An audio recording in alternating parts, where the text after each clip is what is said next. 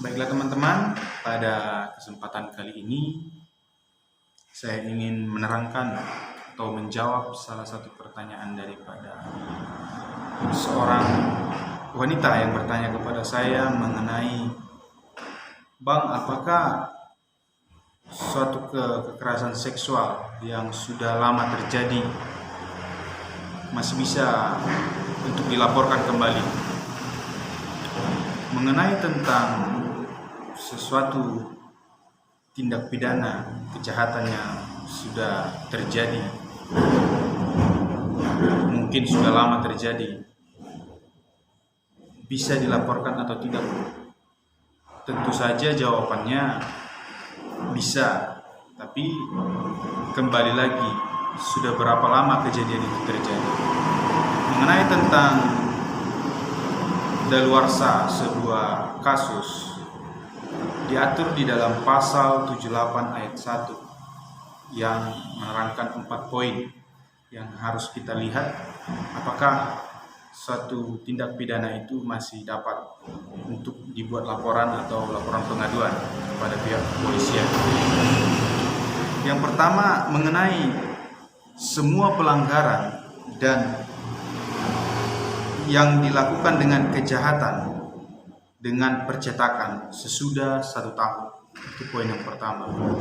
Jadi sesudah 1 tahun itu tidak bisa lagi dilaporkan kecuali masih 1 tahun.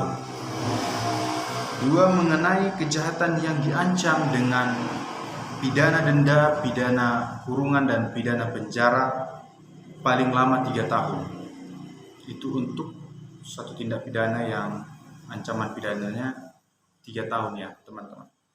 Yang ketiga, mengenai kejahatan yang diancam dengan pidana penjara lebih dari 3 tahun sesudah 12 tahun. Jadi poin ini menunjukkan bahwasannya kekerasan seksual yang terjadi sebelumnya, mungkin 1 tahun atau 2 tahun sebelumnya, masih bisa untuk dibuat laporan atau laporan pengaduan. Yang keempat, mengenai kejahatan yang diancam dengan pidana mati atau pidana penjara seumur hidup sesudah 18 tahun. Jadi itu ya teman-teman yang menjadi dasar daluarsa untuk membuat laporan pengaduan atau laporan polisi. Mengenai tentang lamanya kejadian itu terjadi, sudah lama terjadi, mungkin mengenai kalaulah kita membuat suatu laporan kepada kepolisian, tentu kita harus mempunyai alat bukti dan saksi.